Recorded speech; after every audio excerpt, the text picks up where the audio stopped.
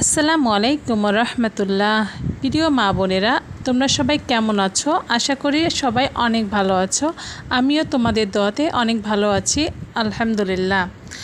তো আজকে আমি তোমাদেরকে জানাবো যে সকল মা বোনদের মাসে দুবার বা তারও বেশি পিরিয়ড বা মাসিক হয়ে থাকে, এই মাসে দুবার পিরিয়ড হওয়ার এই লক্ষণটা কি বড় কোনো রোগের লক্ষণ হতে পারে এবং এটা কি আসলেই কোনো আমাদের রোগের লক্ষণ কি না, সেটা এই ভিডিওটির মাধ্যমে তোমরা জানতে পারবে। তো ভিডিওটি সবাই শেষ পর্যন্ত দেখবে এবং ভালো লাগলে অবশ্যই একটা সাবস্ক্রাইব করবে এবং লাইক ও কমেন্ট করে পাশে থাকবে। একজন সুস্থ স্বাভাবিক নারীকে নির্দিষ্ট বয়স পর্যন্ত মাসিক চক্রের ভেতর দিয়ে যেতে হয়। প্রকৃতির নিয়মই এমন। তবে এক মাসে কারো কারো পিরিয়ড দুবার হয়ে থাকে। এটা কি স্বাভাবিক নাকি কোনো বড় সমস্যার লক্ষণ? তো চলুন জেনে নেই। একজন নারীর মাসিক চক্র গড়ে 28 দিন। 28 দিনের চক্র সম্পন্ন হওয়ার অর্থ হলো একবার পিরিয়ড শুরু হওয়ার দিন থেকে 28 দিন পর তার আবার পিরিয়ড হবে। এই চক্র 28 দিন না হয়ে 21 থেকে 35 দিনের মধ্যে যে কোনো দিনই হতে পারে। অর্থাৎ 28 দিনের চেয়ে কয়েকদিন কম বা বেশি হতে পারে, এটা স্বাভাবিক। এটা অস্বাভাবিকের কিছুই না।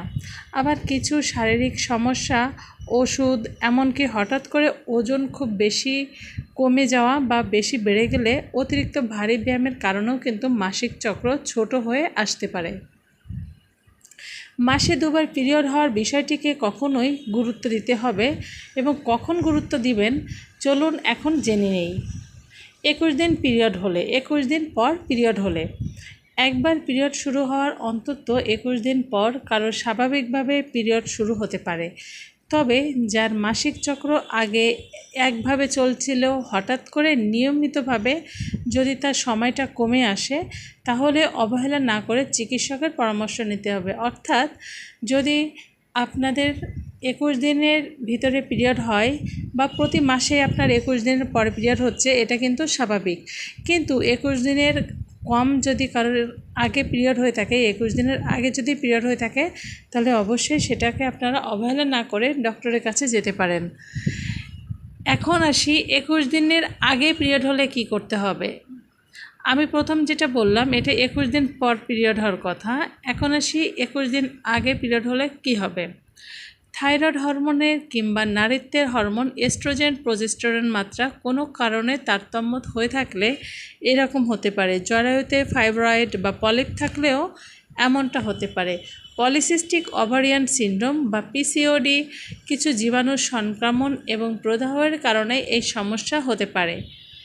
জীবনধারায় অতিরিক্ত মানসিক চাপ সামলাতে হলে কিংবা জন্ম নিয়ন্ত্রণ পদ্ধতি পরিবর্তন করা হলেও কখনো কখনো এমনটা হতে পারে।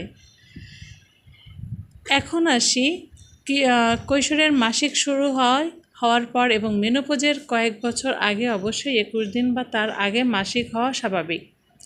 তবু প্রকৃতির কারণ জানতে চিকিৎসকের পরামর্শ নিতে হবে।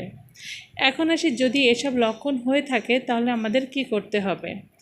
পিরিয়ডে যতদিন পরপরই হোক না কেন, এর ভিতরে যদি এই লক্ষণগুলো থাকে তাহলে অবশ্যই ডাক্তারের পরামর্শ নেবেন। কোন লক্ষণগুলো? অতিরিক্ত রক্তক্ষরণ, পিরিয়ডে যদি অতিরিক্ত রক্ত যায়, 7 দিনের বেশি সময় ধরে যদি রক্তক্ষরণ হতে থাকে, দুবার পিরিয়ড হওয়ার মাঝের সময় যদি রক্তক্ষরণ হয়, তলপেটে অতিরিক্ত মাত্রায় ব্যথা হতে পারে, চোখ, মুখ বা হাতের তালু ফ্যাকাশে হয়ে যাওয়া, অতিরিক্ত ক্লান্তি বা মাথা ঘোরা, এর যদি কোনো সিমটম বা লক্ষণ আপনার শরীরে থাকে মাসিকের চলাকালীন, অবশ্যই আপনাকে ডাক্তারের কাছে যেতে হবে।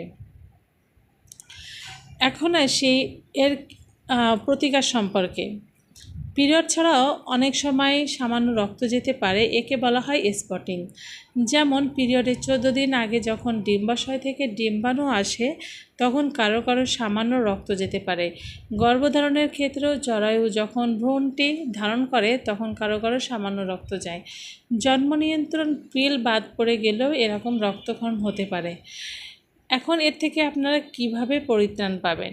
আপনাদের অবশ্যই ভালো খাবার খেতে হবে, যে আয়রন সমৃদ্ধ খাবারগুলো আপনারা নিয়মিত খাবেন এবং প্রতিদিন অল্প অল্প করে যে আপনার পিরিয়ডে যে ব্যায়ামগুলো রয়েছে পিরিয়ড ঠিক করার জন্য যে আমরা ব্যায়ামগুলো করে থাকি এগুলো করতে পারেন। এছাড়াও আপনারা প্রতিদিন পর্যাপ্ত পরিমাণে পানি পান করবেন এবং সাথে আপনারা বেশি বেশি হচ্ছে টক জাতীয় জিনিস, এছাড়াও আপনারা হালকা কুসুম গরম পানিও খেতে পারেন। মাসিক হওয়ার 7 দিন আগে যদি কুসুম গরম পানি খেতে পারেন তাহলে দেখবেন আপনাদের মাসিকটা সুন্দরভাবে হয়ে গেছে, ক্লিয়ার হয়ে গেছে। তো আজকের ভিডিওটি এ পর্যন্তই। ভালো লাগলে লাইক, কমেন্ট, সাবস্ক্রাইব করবেন।